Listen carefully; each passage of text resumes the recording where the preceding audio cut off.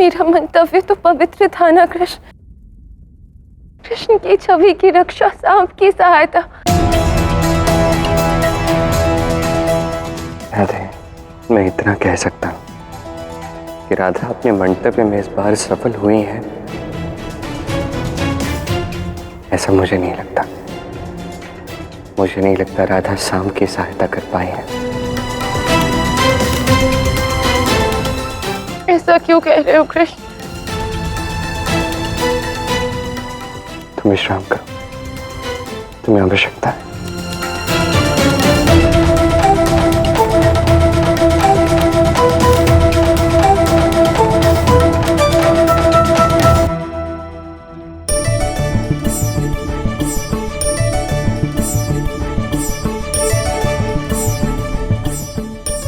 माता, देखिए, मैं ठीक हो गया हूँ।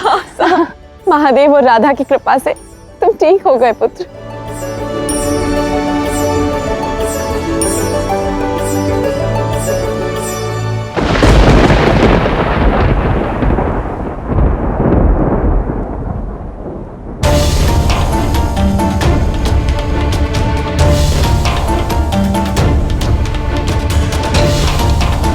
पुत्र, क्या हुआ? आर्य सांप अब ठीक तो है? माता, मुझे चक्कर आ रहे। आर्य सांप!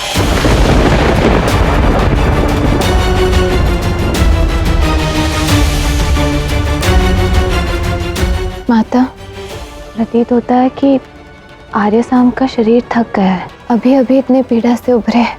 मुझे लगता है कि हमें इन्हें विश्राम करने देना चाहिए।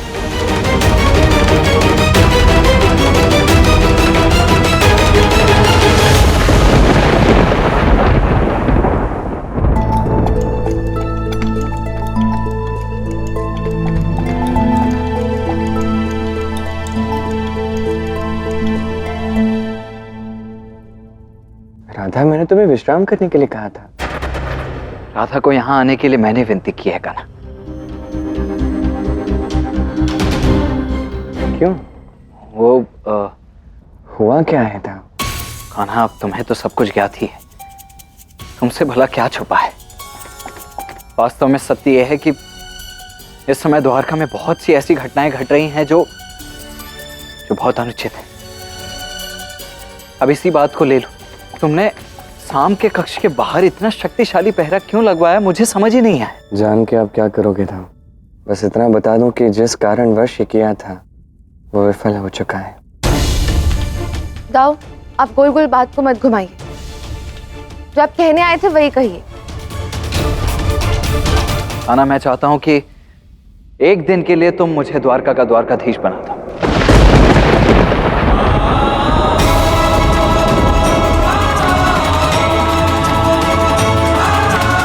क्या हुआ कान्हा? किस सोच में पड़ गए हो? कुछ कह क्यों नहीं रहे हो? कान्हा, वो बात ऐसी है कि हमारा निषाद शाल्व के राज्य में रहकर आया है। वहां उस शाल्व ने अवश्य ही उसके कान में विष भर दिया है, जिस कारणवश वो इस प्रकार की अनुचित मांग कर रहा है कान्हा, कि मैं एक दिन के लिए द्वारकाधीश बन जाऊं। किंतु धाव, ये द्वारका तो आपकी ही है। जो कुछ भी मेरा है उस पर कहीं अधिक अधिकार आपका है। देखा जाए तो आप ही द्वारका के नरेश हैं। द्वारकाधीश तो मात्र एक सम्मान है, एक उपाधि है, उससे अधिक तो कुछ नहीं। मैं ये भली भांति जानता हूं, किंतु संसार ये कहां जानता है? संसार को तो यही लगता है ना कि द्वारका द्वारकाधीश की है। हमारा निषाद भी अभी बालक ही है, उसे ये बातें नहीं समझ आती हैं। यदि तुम मुझे एक दिन का द्वारकाधीश बना दो तो निषाद का क्रोध शांत हो जाए। मुझे और कुछ नहीं चाहिए कान्हा।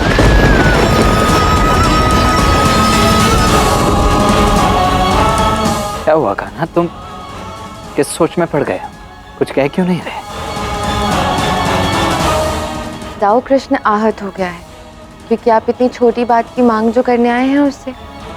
यदि आप स्वयं अपना अधिकार समझ के घोषणा कर देते तो कृष्ण को अच्छा लगता, है ना कृष्ण? नहीं,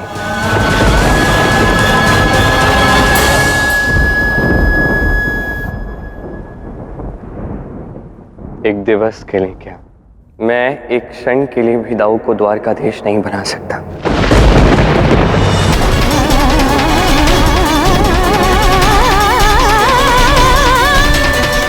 क्या कह रहे हो कृष्ण? तुम सुध बुध में तो हो। क्यों कान्हा, क्यों नहीं बन सकता मैं एक दिन का द्वारकाधीश? कान्हा, हमारे परिवार में कलह ना हो, निषाद शांत रहे, इसीलिए ये मांग कर रहा हूं। इसमें मेरा कोई निजी स्वार्थ नहीं है। तो क्या कारण है कि मैं एक दिन का द्वारकाधीश नहीं बन सकता? कारण कोई भी हो, कितने भी क्यों ना हो, मैं आपको द्वारकाधीश नहीं बना सकता।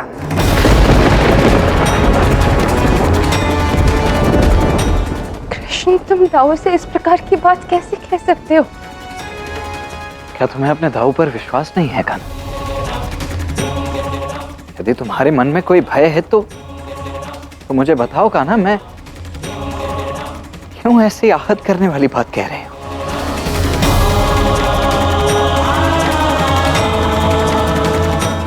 बहुत बड़ी बात का भय है मुझे, ऐसा भय जिसके विषय में मैं कुछ कह भी नहीं सकता। जिवा पर लाना भी उचित नहीं होगा। आपके भीतर जितना विश्वास है वो सारा विश्वास जगा लीजिए और मेरी बात मानिए। मैं आपको द्वारकाधीश नहीं बना सकता।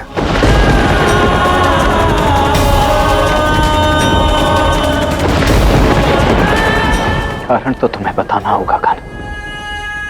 बड़ा भाई होते हुए भी आज तक इस प्रकार की इच्छा तक मैं अपने मन में नहीं लाई, किंतु आज जब हमारे ही परिवार की शांति के लिए, अपने पुत्र की इच्छा के लिए तुमसे कुछ मांग रहा हूं, तो उसे देने में इतना संकोच क्यों कान्हा? क्यों नहीं बन सकता मैं एक दिन के लिए द्वारकाधीश? संभव ही नहीं है। आपके लिए मैं अपने प्राण देने के लिए सज्ज हूं। अब चाहो तो अपना हल उठा और इस क्षण मेरे शीश को 2 भागों में विभाजित कर दो, फिर भी मैं अपने स्थान से नहीं रहूंगा। मैं अपनी बात पर अड़ा रहूंगा। मैं आपको द्वारकाधीश नहीं बनने दे सकता। तो अब अपने प्राणों से प्रिय, अपने दाऊ से भी अधिक प्रिय तुम्हें ये उपाधि है कान्हा, ये सम्मान है। मैं तो यहां सोच कर आया था कि मेरी इच्छा सुने बिना ही मेरा कान्हा मेरा मन पढ़कर स्वयं अपना ये मुकुट, अपनी उपाधि मेरे शीश पर रख देगा। तो बहुत आश्चर्य की बात है कि ऐसा हुआ नहीं कान्हा। मैं विश्वास ही नहीं कर पा रहा हूं कि मेरा कान्हा मुझसे ये सब कह रहा है। मैं क्षमा करना राधा, मैं तुम्हें यहां लेकर आया।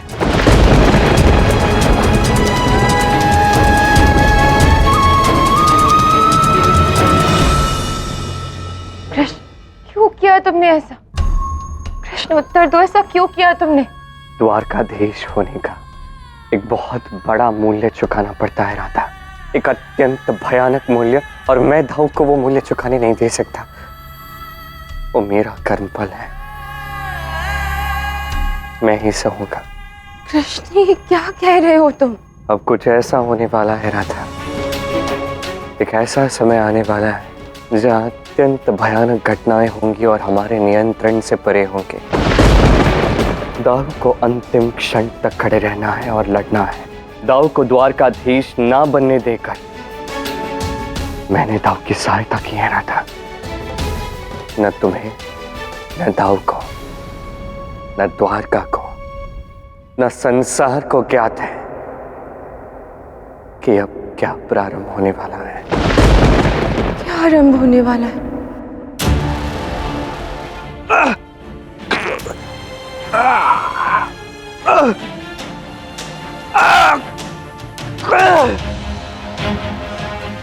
साम, पुत्र, क्या हुआ तुम्हें?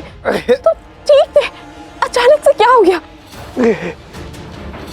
पता, अत्यंत ही मरणांतक पीड़ा हो रही है। कुछ कीजिए, मेरी सहायता कीजिए। राधा, हाँ, मैं आती हूँ पुत्र, मैं भी। श्री राधा! साम महादेव के क्रोध का अंश है, इसीलिए साम के भीतर का क्रोध अत्यंत शक्तिशाली है। मुझे वो क्रोध चाहिए, चाल।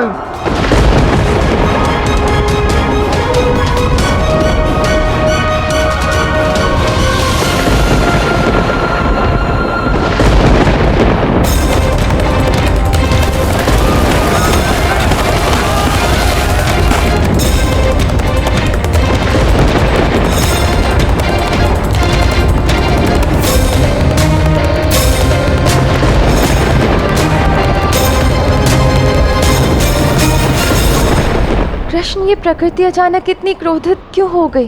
प्रकृति ने भाप लिया है जो होने को है, और वो सज नहीं उसे खोने के लिए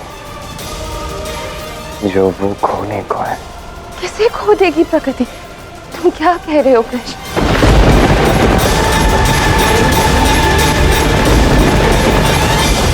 कृष्ण को लेकर साम के भीतर जितनी ईर्ष्या, जितना द्वेष, जितनी हिंसा है, मुझे वो सब चाहिए।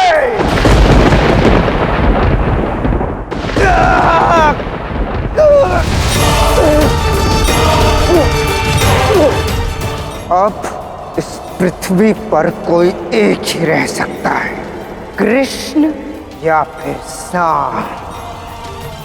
आज या तो राधा मरेगी या फिर आप शस्त्र उठाकर मुझसे द्वंद्व करेंगे।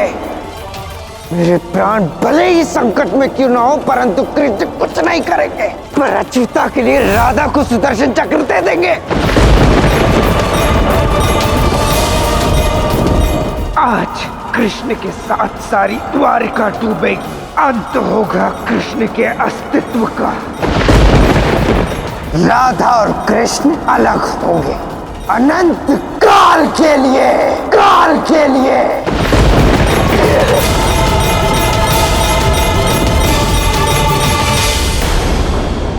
देखो,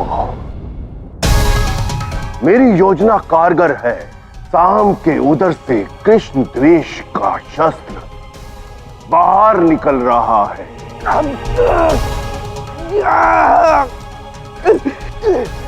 श्री कृष्ण, रक्षा कीजिए। साम ठीक नहीं हुआ है, अभी तो उसकी पीड़ा 10 गुना और बढ़ गई है। मैंने सचेत किया था जाम्बवती, किसी के कर्म फल में बाधा मत बनो, अन्यथा अपनी और उसकी पीड़ा कहीं अधिक बढ़ा दोगे। ऐसा मत बोलिए, आप कुछ तो कीजिए। मेरे पुत्र के प्राण चले जाएंगे। क्या करूं? ये कैसे संभव है? महादेव की औषधि भी लाभदायक नहीं हुई। कर्म का बीज जब पक जाता है तो उसके फल से कोई बच नहीं सकता।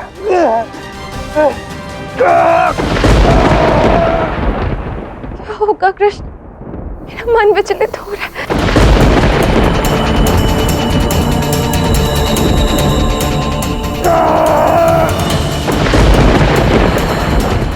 साम, साम, साम।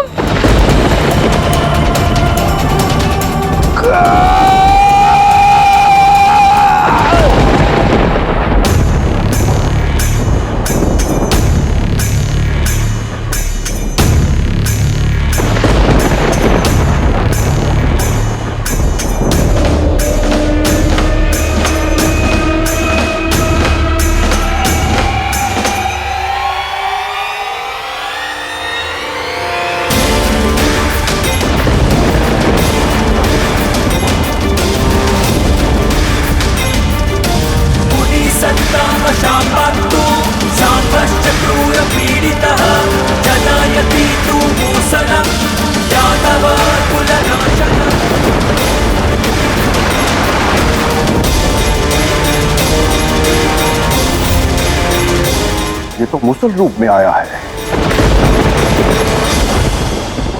शुक्राचार्य, मुसल कोई शस्त्र तो नहीं? महाशस्त्र है। संसार मूसल की भांति ही तो है, जो सारे प्राणियों को एक जन्म से दूसरे जन्म, जीवन से मृत्यु चक्र में पीसता रहता है। अब सारी द्वारिका पिसेगी मुसल में। पतन का समय आ चुका है शाल। अब द्वारिका जलमग्न होगी और मृत्यु होगी कृष्ण के। मेरा अत्यंत प्रतिशोध यदुवंश का नाश करेगा।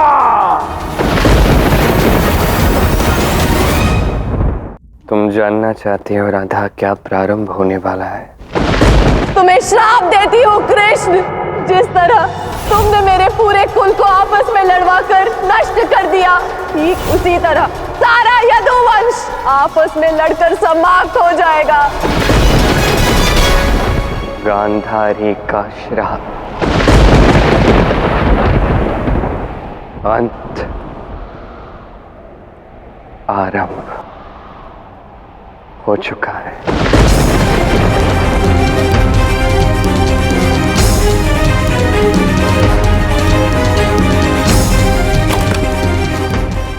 ये द्वार कैसे बंद हुआ? साम, द्वार खोलो साम, शीघ्र आओ, कोई द्वार को तोड़ो। क्या तुम ठीक हो पुत्र? कुछ बोलो ना साम।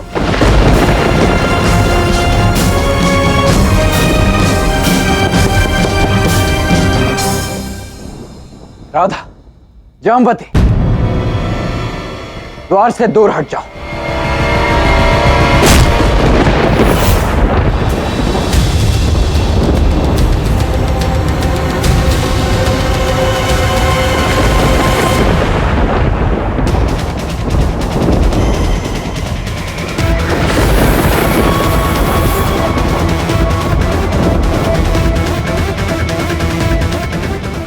ये कैसी भयावह शक्ति है?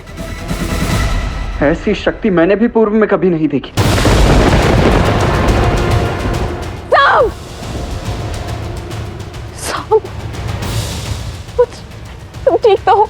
आंखें खोलो ना पुत्र। सर्वप्रथम हमें शाम को यहां से बाहर निकालना होगा।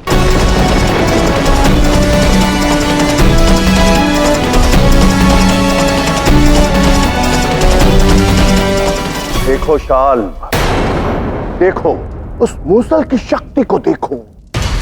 सब उससे भयभीत हो गए हैं और मैं 100% आश्वस्त हूं कि कृष्ण भी उसके भय से कांप रहा होगा।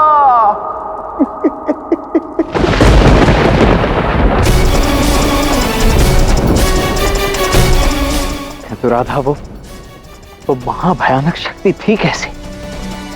पता नहीं दाऊ, इसका उत्तर तो कृष्ण ही दे सकता है। उस शक्ति को देखकर तो मेरा समस्त अस्तित्व कांप उठा है। कृष्ण शीघ्र चलो, देखो द्वारका में क्या हो रहा है। एक अत्यंत विचित्र सी शक्ति है, मूसल जैसी शाम के कक्ष में। तुम शीघ्र चलो। हाँ कान्हा, ऐसी भयावह शक्ति मैंने भी आज तक कभी नहीं देखी। उसकी एक झलक मात्र से ऐसा प्रतीत हुआ जैसे भयानक विनाश होने वाला। कृष्ण तुम चल क्यों नहीं रहे हो? उसकी शक्ति एक क्षण देख तो लो।